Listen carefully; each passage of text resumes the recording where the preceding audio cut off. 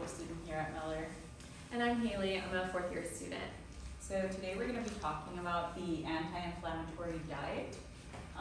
So let's start off by basically saying what it is. It's really not a strict diet plan that has guidelines or a very strict information. It's more of a modification of lifestyle and the kind of foods we eat to incorporate mainly like anti-inflammatory foods and slowly let go of those pro-inflammatory foods that can instigate like chronic inflammation and can lead to chronic illnesses like hypertension, diabetes, cardiovascular heart disease, and diseases like that. So in order to really understand like what are anti-inflammatory foods, we should probably get a good sense of pro-inflammatory foods, because in our Western diet, we see them all the time. We think this might be normal, when truly they are pro-inflammatory foods. So anything that looks really bland, even when the colors look bland like this, we probably won't want to steer towards that and try to pick the more fun, bright colors that we see in the vegetable and fruit section at the grocery store, and the meats as well. Oh, oops. Sorry, I'm terrible at advancing slides. So these are just some examples of like the anti-inflammatory foods. As we can see, like we have a big variety of fruits, leafy vegetables, herbs and spices, fish like salmon, mackerel, sardines, things like that. Nuts and seeds that have a lot of these like omega-3 oils and some omega-6s to make sure that we keep that balance. Avocado oils, olive oil, which is really important, and dark chocolate for people who have a sweet tooth. And then these are just the examples of foods that we probably encounter on a daily, wherever it is that we go, that would continue to a pro-inflammatory effect in patients. And here I just kind of summarized again like the foods that we can potentially try if we were trying to start trying to gear our diets towards following something like this. So we pick like unprocessed foods like the ones I mentioned before. For herbs and spices, I give some examples of like cinnamon, ginger, turmeric, cardamom, fennel seeds, coriander, cumin, omega-3 fatty acids that you can find in the smash fish that we talked about the other day, some vegetable oils like chia seed oil, flaxseed oil, walnuts, flax seeds, and those leafy greens that will contain a big amount of the nutrients that we need in our diet, provide us with fiber, and some protein as well. The polyphenols that we find in berries, dark chocolate, tea, apples, citrus, onions, coffee, they're very protective of our brain and also our liver and a lot of our internal organs. And then saturated fats like almonds, pecans, walnuts, flax seeds, pumpkin, sesame seeds, and all the different oils we mentioned already. So what kind of patients would benefit from making this dietary change? There's overwhelming evidence all across PubMed that we find in different studies for GI patients, patients that are mainly like rheumatologic, patients that have any sort of pro-inflammatory disease. Even like a family medicine clinic will encounter this kind of patient on a daily basis. So these are just some of the studies that like I picked out. I could have screenshotted like over 2,000 different publications with this type of diet that was followed, but to me the one that I found really interesting, just because it's kind of geared more towards like the gut and sort of where all this inflammation can start, is the fecal microbiota transplantation with the anti-inflammatory diet followed by the anti-inflammatory diet alone, and how it was effective at reducing the flare-ups of patients with ulcerative colitis. So they did a study where they compared an arm where a set of, I think it was 113 patients, and half the patients got a fecal microbiota transplant, and they were also asked to follow the anti-inflammatory diet as well as they could. And then the other one was the standard therapy that we give to all patients, which is the 5-azathioprine for ulcerative colitis. And so at the end of the study, it was followed for 8 weeks, 24 weeks, and then 48 weeks. And it was found that during that time, the evidence of ulcerative colitis flares on endoscopy was less in the treatment arm for those patients that got the fecal microbiota transplantation and then followed the anti-inflammatory diet thereafter, than in the standard therapy arm. So I think that the remission rate for the treatment group was like 50-something% across all the different time frames. Meanwhile, in the patients with the standard therapy arm, it was only about like 23%. So that's a pretty big difference if you ask me. Ulcerative colitis is a pretty debilitating disease for patients because, you know, everywhere you go, it's like, oh my God, where's our bathroom? They're very uncomfortable. It feels very uncomfortable. A lot of the times the treatment is very radical. You have to be on immunosuppressants, which can prevent you from going to family functions, for example, in the time of COVID.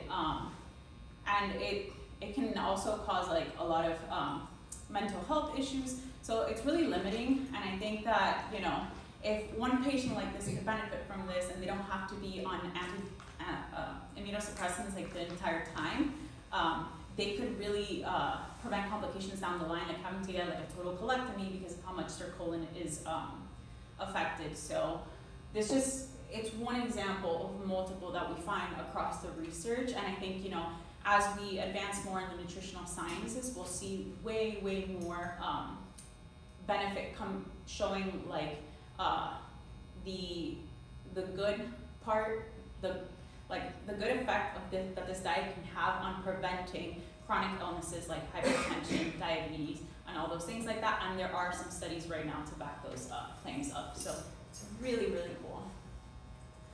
Okay, so I'll get into sort of some of that research now that we have an idea of what an anti-inflammatory diet is and what its benefits are.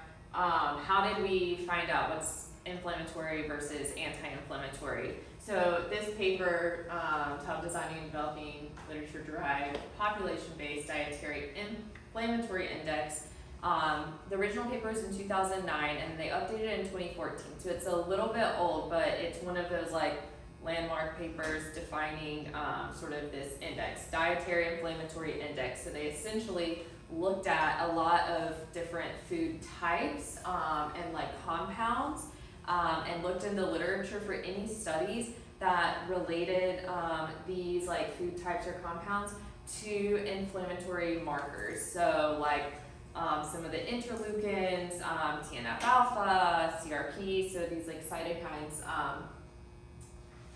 So they were looking at which ones were related and increased versus decreased those.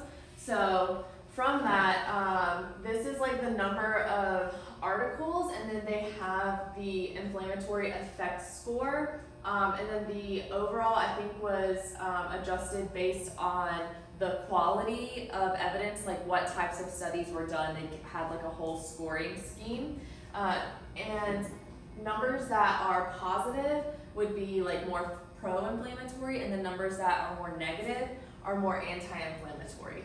So like B12 and iron that we find in a lot of like meat products, those are slightly more pro-inflammatory. Obviously trans fat is going to be pro-inflammatory as well as saturated fat. And then some of the most anti-inflammatory things were some of our herbs actually, like thyme and oregano. What are some of the other ones? Turmeric, and then saffron. So some of the herbs that we actually just had the other day have very strong like anti-inflammatory aspects.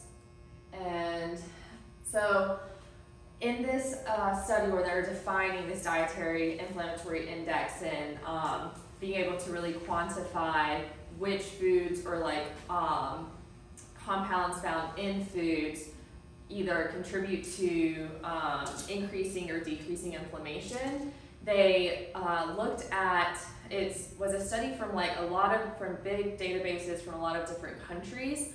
And then when they looked more compositely at like a particular diet rather than a particular like food, they found that the maximally inflammatory diet was like 7.98, and then minimally inflammatory was -8. The overall median was like just slightly inflammatory, 0.23.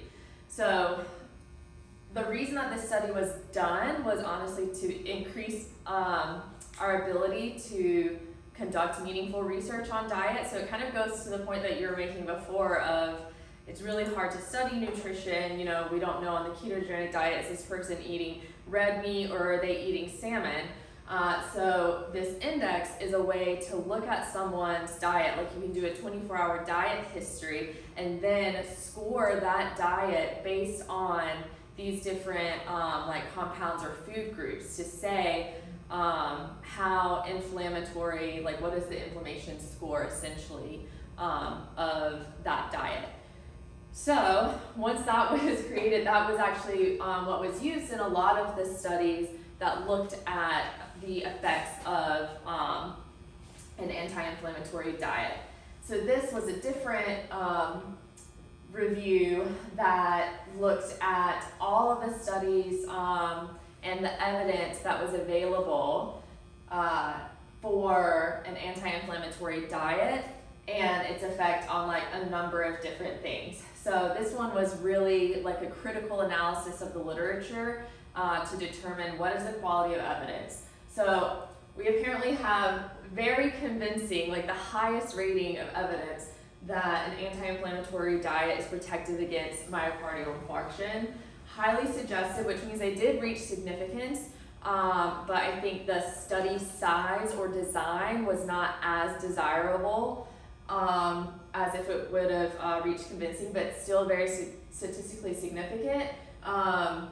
All-cause mortality is decreased with anti-inflammatory diet, as well as a number of cancers, and then a plethora of other cancers, as well as A1C, depression, and waist circumference, which is sometimes used since BMI and things, we always have a difficult sort of measure of metabolic syndrome and its effects. So all of those things, the evidence is suggestive that the anti-inflammatory diet can make a significant improvement for those conditions. So there's lots of reasons, and then there's some weak evidence for a number of other things that they looked at. They were really trying to figure out what all can this be used for. And like Liz mentioned before, like most of our patients actually could probably benefit from an anti-inflammatory diet. So just to kind of like recap, an anti-inflammatory diet is a little bit more of like a concept of types of foods to eat and not eat. It's not very prescriptive. So some of the other diets, like the Mediterranean diet or DASH diet that we like learned about earlier, actually are considered anti-inflammatory diets because they do meet sort of like the guidelines that are supposed to be followed with an anti-inflammatory diet. So that's what made studying this really interesting, is it's sort of an umbrella term. And then just some key takeaways from what we talked about. Most of our patients can benefit from an anti-inflammatory diet because of the number of health benefits that it has. Variety in colors is key, like we mentioned before. I forgot to point out on that dietary inflammation index that a lot of the phytonutrients were there. There's like flavonols and all the different names that are anti-inflammatory. So the colors, all the different vegetables are great. Avoiding processed foods is really a core part of this diet. And then cooking at home, so avoiding the processed and the unknowns of how things are being cooked and prepared is really what's important with this. So. And then just kind of took that Skittles commercial and brought in our version of it to put in my bed. So Taste the Rainbow, the good one. Nice.